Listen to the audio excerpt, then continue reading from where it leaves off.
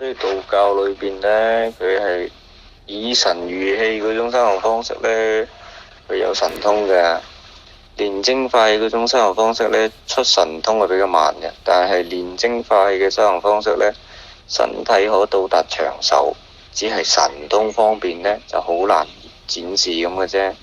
但係如果係原先嗰種以神如器嘅修行方式呢，佢就好快就可以出到神通噶啦，見證都好快嘅，只不過呢，就未必真係好長壽咁樣咯。因為以神如器嘅話，佢直接講求嘅就係精神永久嘅，其實係以神如器，精神永久嚟嘅。時間到咗都係羽化登真嘅啫，佢唔會話在世一定好長好長時間嘅，係咁樣嘅。但係如果佢一旦追求在世長存嘅話呢，以神如器都可以做到，都可以做到。有好多一啲長壽嘅祖師都係以神如器嗰種修行方式嚟嘅。例如張三豐啦，張三豐嗰種方式都係以神如器嘅方式嚟嘅。道士嘅話呢，係做法少人先清淡嘅啫，做法少人先清淡嘅啫。因為後期傳真佢大量佛教嘅人士呢，佢就轉入嗰個道教，尤其是全真道嗰邊，所以呢，就產生好多一啲全真嘅規矩出嚟啦，同佛教比較相似，但係原先嘅正一道呢，佢就唔係走全真路線嘅，佢就比較咩咯？比較傳統咯，唔會話一定食得好清淡啦，各個地區而定啦，唔係真係唔食辣，好似四川咁樣，你話唔食辣冇可能嘅事。濕氣咁重，你唔食辣點樣驅濕驅寒呢？因為我之前做過一個列表噶嘛，我睇咗一下，咁其實有一啲祖師道教嘅某啲分支嘅祖師，佢其實係原先係佛教轉過嚟嘅，例如五柳仙宗啦，五柳丹宗，佢哋好似係柳祖師定係五祖師咁樣，佢哋就係從嗰個佛教轉過嚟嘅。佢哋當其時修行佛教，咁但係呢，就覺得佛教有啲嘢佢論證唔到、印證唔到，就不滿足於呢個佛教修行，從而改去道教咁樣嘅。正一道教嘅修行方式就係以神如器嘅修行方式，所以話出嘅法術神通係好多好多嘅。咁全真道士係煉精化氣嘅修行方式，所以佢哋嘅長壽係平均嚟講都係比較好嘅。全真道士都平均嚟講比較長壽嘅。同埋話全真唔結婚嗰個問題佢根本上就唔係戒律問題，佢係當其時墨守成規嘅一個問題。因為當其時全真道嘅修行方式就係煉精化氣，煉精化氣嘅話練到比較高嘅一啲境界嘅話，就已經係馬陰床上，粵語就叫咩縮陽入腹。咁你娶咗個老婆有夠用咩？你都冇夠，唔係話真係冇夠即係話已經係清心寡欲到人哋剝晒衫喺你面前養下，你都唔會行去孭佢。咁你真係叫人守活寡啫。所以一於就時間長咗之後，一於嗰啲師門嗰啲人就叫嗰啲咩弟子你要修行呢個功法啦，咁你唔好結婚咯。你結咗婚嘅話，你真係叫人哋女仔守活寡嘅啫喎，咁樣係咪先？所以係嘛，佢哋時間長咗咯，咁你墨守成規而形成嗰種唔結得婚嘅規矩咯。唔係話真係陽痿係已經係清到即係佢因為練功嘅習慣啊嘛，導致上佢真係已經清到話剝晒衫佢都唔會有感覺㗎啦，點摸點玩佢啊，佢都冇感覺㗎啦。唔係真係陽痿嘅，人哋如果啪粒偉哥猛過你㗎，我同你講，你用嗰啲藥物效應嘅話，係咪先？所以佢練嘅呢門功法咧有個缺點嘅，就係如果動咗凡心咁嘅話佢好容易泄丹嘅，佢一動凡心就會泄丹嘅，大佬因為一動凡心嘅話，一興起就產生呢個交感精。喺練功嘅過程當中如果產生交感精係一件非常衰嘅事，因為交感精嘅話，你一定要泄出嚟，你唔泄出嚟嘅話咧，反而對你嚟講係有損傷嘅。因為交感精就係咁樣，所謂嘅交感精就係你好似無緣無故俾人為咗偉哥咁樣，你唔出嘢就傷身，就咁簡單嘅。呢個就所謂嘅交感精啦。你唔出嘢就傷身，你出嘢咧咁就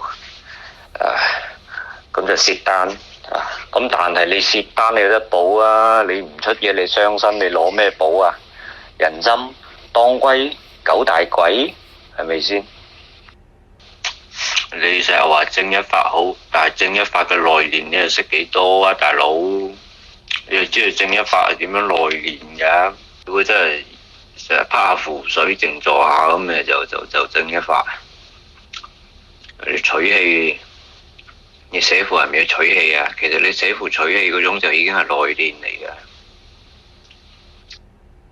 我同你講，其實修行正一法嘅話，真係話有個人嘅病咗或者係想轉運，正一法裏邊，你真係話唔使話一定要同佢做法事，咩做法事你都唔一定得噶嘛。轉運呢樣嘢，反而你以神如氣，你用呢種觀念，你將你嘅修為駕馭呢個氣數駕馭呢個氣場，直接提升佢嘅氣場同埋運程，係最有效嘅。你打坐期間係嘛，諗住佢，然後默念要佢轉運嘅一啲咒語，萬事萬靈啊！睇你係要消耗幾多功力啦，佢要嘅運程有幾大咧？你有幾多功力可以消耗啊？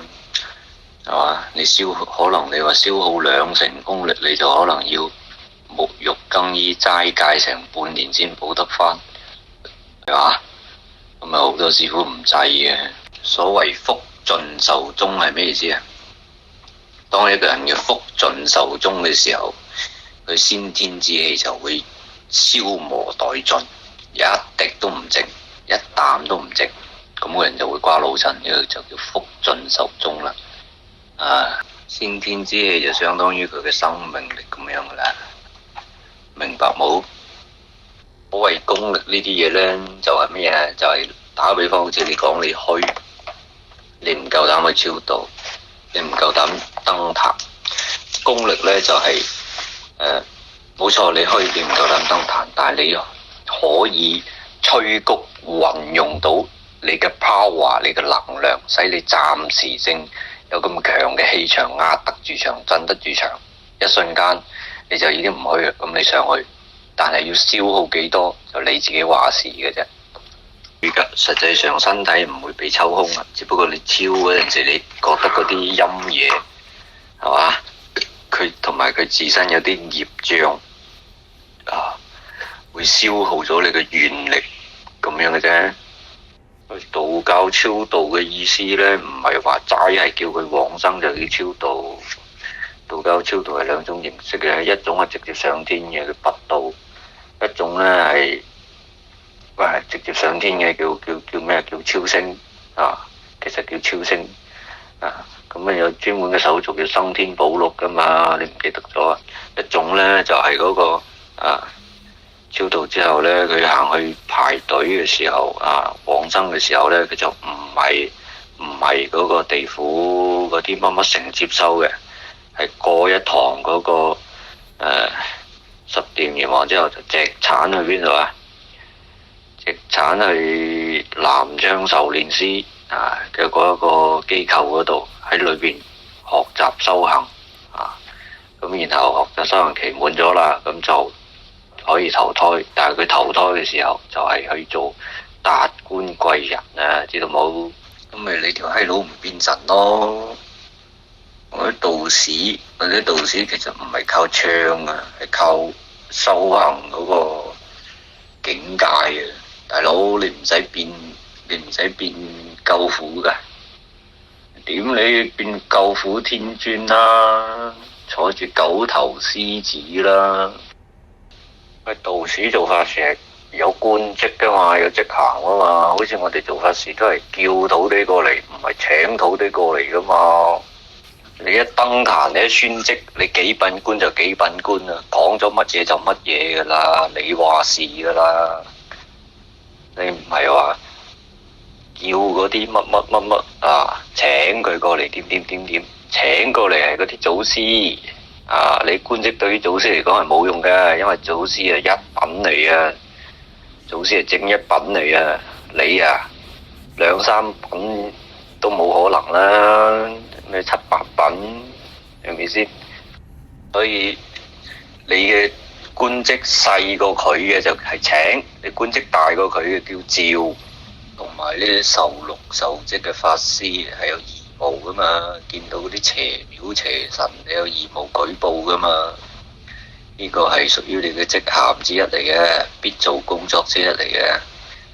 你見到嗰啲邪廟邪神或者係有啲地方有妖魔鬼怪作害，咁你第一時間你就要上雷火大狀告佢一狀噶啦。你告咗狀之後呢，嗰啲神仙已經識做嘢啦。但係你唔告嘅話呢，到你瓜老襯咗人哋就知啦。明明有單嘢你巡更巡到嗰度啦，你都唔行去告，有好多蘇州市搞出嚟，全部入晒你數。同埋話，如果係現場發生嘅話，就先斬後奏咯。現場發生有啲邪事只要係屬你管轄嘅職銜你就要先斬後奏呢個係咁做噶啦。現成嘅就先斬後奏，過咗嘅後來先聽聞到嘅，咁就要追加檢舉咯。同埋話，如果係現場發生嘅話，就先斬後奏咯。現場發生有啲邪事只要係屬你管轄嘅職銜你就要先斬後奏呢個係咁做噶啦。現成嘅就先斬後奏，過咗嘅後來先聽聞到嘅，咁就要追加檢舉咯。相當於你係一個巡 fit 嘅官員巡更嘅官員咁樣咯。啲督察院嗰啲人咁樣，督察員唔係官，督察員督察組嘅組員見到邊度有問題你就去檢舉佢。所以嗰陣做嘢，好多時候道士做嘢呢，就係睇情況啦。好似佢平時啲細劑嘢咁，咪照細劑嘢就請徒弟咯，就唔報官職咯。大劑嘢咁咪報官職咯。係噶，以前都係咁樣啊。打杯叫徒弟叫徒弟叫極都唔嚟，報職銜啦話俾佢聽我乜乜官啦，一聽到大佢幾級嘅即刻嚟嘅。即係徒弟係好細嘅職銜嚟咯。即係點先至會做到徒弟咧？係咩人死咗先會做徒弟咧？徒弟又屬唔屬於神咧？有個師侄都係咁嘅咧，有個師侄佢即係點講？佢要同人做一個招財，本身都唔諗住話着道袍嗰啲乜鳩行去人哋社工土地嗰度做下念兩句，出到符燒個表就得噶啦。叫土地嚟叫極都唔嚟嘅，喂，去邊啊？打極佢都唔嚟，咁啊激到佢把幾二把火，即刻報職銜啦，一報職銜，哐連續3個聖杯就出嚟啦。唉，有陣有啲嘢咁嘅，官大一級壓死人。做人有官銜就仲大過土地咯，意思係。一般係一個地方嘅本地嘅人，平生做善事比較多，德高望重嘅話呢，咁就先諮詢佢個人意見啦。佢哋地府嗰啲城隍嗰啲會問佢噶啦，諮詢佢個人意見噶啦，就安排佢做嗰個地基主。咁然後喺做地基主期間呢，都做過唔少嘢，受咗唔少香火，就扎職做社工。咁社工其實係副職嚟嘅咋，社工都只不過係副職土地嚟嘅咋。咁然後嗰個副職土地嘅呢個社主公，佢又做咗好多嘢啦，幫咗好多人啦，咁就繼續扎職啦。扎職咁就做呢個正神咯。正神呢就係全稱就係福德正神啦，叫做道士嗰啲受祿官銜唔係隨便用嘅，佢僅限於法事上用，又或者係一啲緊要嘅嘢先用，唔可以隨便使用嘅，不能隨便使用嘅。就好似嗰啲糾察員糾察隊嘅糾察員啊，嗰啲你平時你出去你睇到呢啲事情你就係暗訪噶嘛，你本身就係以暗訪嘅形式出現噶嘛，你唔係直接擺好大個冠冕場面咁樣，哇！咁你點暗訪？你黐線嘅咩？所以佢有規矩嘅，平時係唔用嘅，除非你登壇嗰陣時咧，你先用。又或者係一啲緊要嘅嘢你先用，平時係唔可以用嘅，因為每用一次佢都會有記錄嘅。你每次嗌，你上面收到啦，都有記錄。你係嘛？用呢個身份做咗啲乜嘢，佢即刻記錄落嚟嘅。我老師公咪土地嚟啦，佢喺鄉下度起咗間廟。起咗嗰間老廟，後來瓜咗老襯，啲人封佢做土地啊嘛。嗰間廟嘅土地啊嘛，土地都有，即係你行去睇嗰個72司或者74司，你可以睇到嘅。上面係有各種各樣嘅部門嘅，每個部門正常嚟講都叫司嘅，就好似城隍。各地嘅城隍係嘛？你城隍爺加埋一齊成立個城隍協會咁樣係嘛？咁佢哋嘅協會叫咩？叫城隍司咯，就叫城隍司咯。咁然後統合呢個協會嘅嗰啲理事，統合呢個咩城隍協會嘅理事會叫咩？叫提舉城隍司。咁各地嘅土地加埋一齊嘅。土地協會係嘛？咁佢哋叫咩名啊？叫土地鎮官司所以嘅話，土地都有好多種你驅行，唔係借助佢達成某啲嘢嘅方式嘅。例如你直接上表到土地鎮官司，你唔使即係話。你唔知本地嘅土地叫喺邊度或者嗰個社叫咩社？因為有啲地方佢土地社個名唔同噶嘛，有啲叫興元社，有啲叫綠榕社，有啲叫乜乜社、南華社嗰啲咁樣。你唔知咁點算啊？你咪直接寫咯，土地鎮官司咯。各個地方嘅土地都收到呢個信函，佢都可以用通用啦。以前都試過啦，有啲仆街咩騙財又騙色啲正仆街，俾我遇到咗，聽聞咗呢個事情，咁然後啲信士求助，喂，咁點處理啊？咪同佢寫個雷火表上去咯，給個雷火印，上面提埋自己嘅職銜，燒咗份狀紙之後，1個月後，對方個仆街嘅發壇着揾咗火，佢即係自己發壇又接咗個功德箱，唔知乜發咩神經着咗火，功德箱裏邊錢全部燒晒啊嘛〜